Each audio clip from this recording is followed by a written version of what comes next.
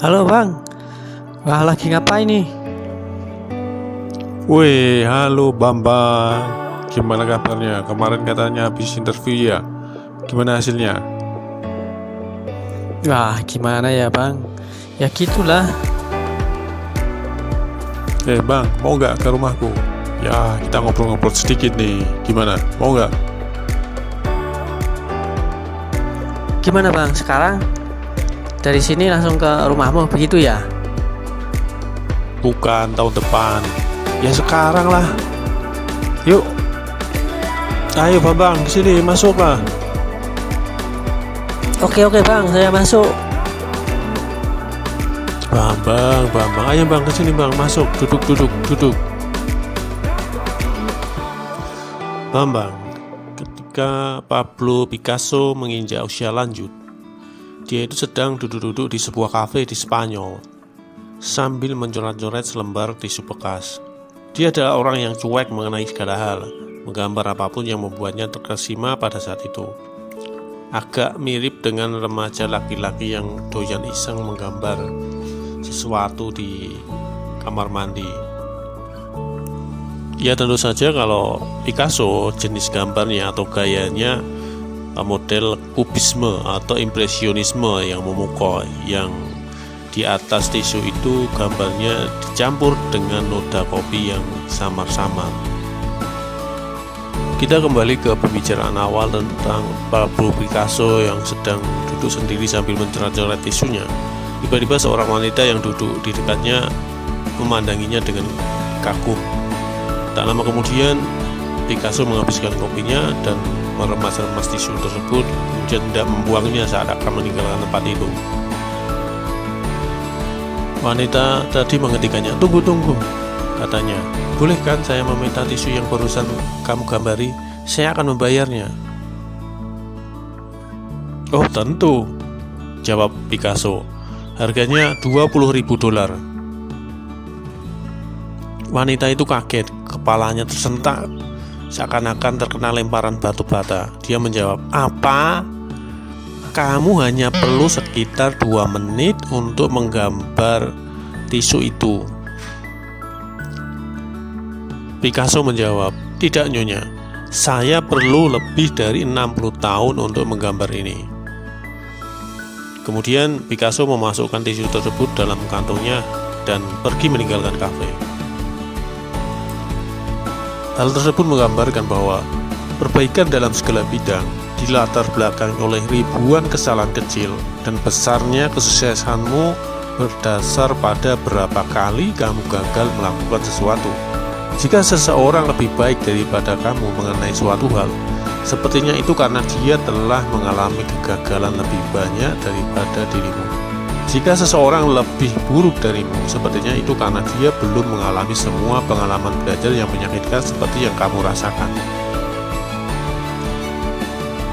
Analoginya semacam ini. Coba kamu bayangkan seorang anak kecil yang sedang belajar berjalan. Anak kecil itu akan jatuh dan melukai dirinya puluhan kali. Namun tidak pernah sedikit pun anak itu berhenti dan berpikir, oh, saya rasa berjalan bukan bidang saya tidak mahir melakukannya.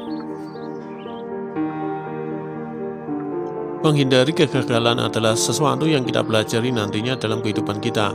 Saya yakin itu banyak disumbang oleh sistem pendidikan kita yang menilai dengan ketat berdasarkan kinerja dan menghukum mereka yang tidak menunjukkan performa yang baik.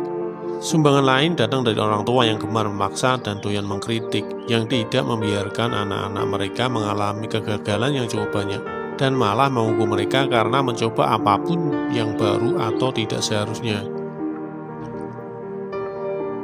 Kemudian peran media massa yang semuanya secara konstan mengekspos kita dengan kesuksesan demi kesuksesan atau kemasyhuran, namun tidak menampilkan ribuan jam praktek yang monoton dan membosankan yang dibutuhkan untuk mencapai kesuksesan tersebut.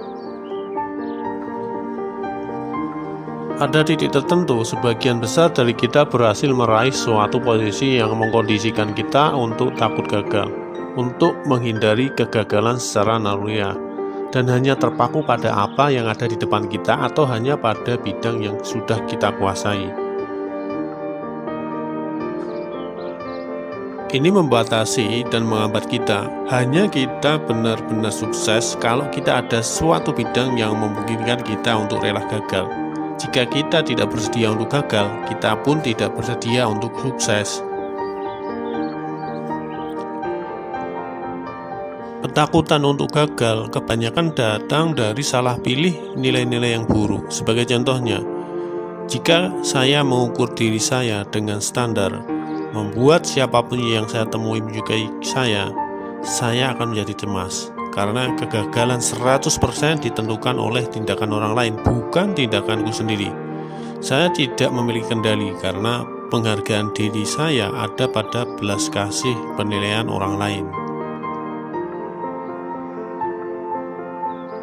Lain halnya jika saya ingin mengadopsi ukuran memperbaiki kehidupan sosial saya dapat menghidupi nilai yaitu menjalin hubungan baik dengan orang lain. Entah apapun tanggapan orang lain terhadap saya, penilaian diri saya berdasar pada perilaku dan kebahagiaanku sendiri.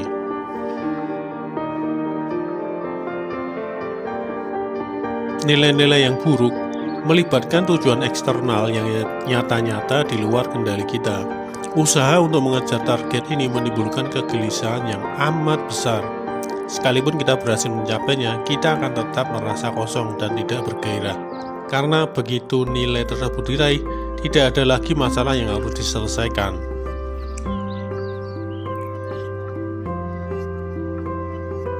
Nilai-nilai yang lebih baik, sebagaimana yang kita lihat, berorientasi pada proses. Misalnya, sebuah ukuran mengungkapkan diri saya secara jujur kepada orang lain untuk nilai kejujuran tidak pernah sepenuhnya selesai. Ini adalah sebuah permasalahan yang harus terus diangkat kembali.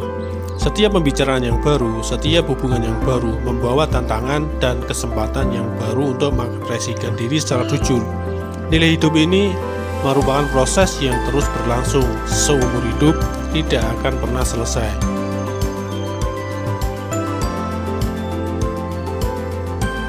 Jika ukuran dari nilai adalah sukses dengan standar duniawi, yaitu dengan membeli rumah dan mobil bagus, dan kamu menghabiskan waktu 20 tahun bekerja untuk mewujudkannya, begitu ini berhasil diraih, ukuran tadi tidak ada artinya lagi.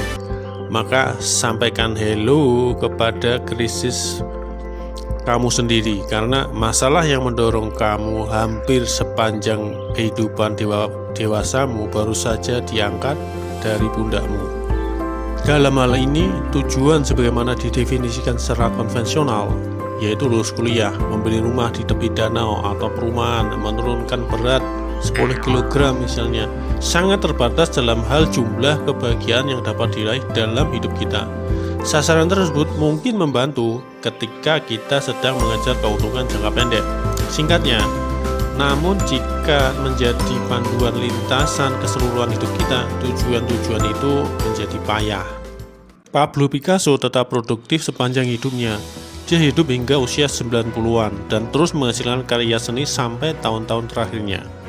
Andai saja ukuran yang dipakainya adalah menjadi terkenal atau menghasilkan banyak uang dalam dunia seni atau membuat 1000 lukisan, dia akan mengalami kemandekan dalam perjalanan hidupnya. Dia akan dikuasai oleh kecemasan atau keraguan. Sepertinya dia tidak akan pernah memperbaiki dan melakukan inovasi atas karyanya seperti yang dilakukannya dekade demi dekade. Alasan dari kesuksesan Picasso sama persis dengan alasan mengapa sebagai lansia dia bahagia mencoret-coret tisu sendirian di kafe. Nilai paling mendasar yang dihidupinya adalah menjadi sederhana dan rendah hati. Dan itu tidak ada ujungnya. Ini adalah nilai yang dimaksud dengan ungkapan yang jujur. Dan inilah yang membuat kertas tisu tersebut sangat bernilai.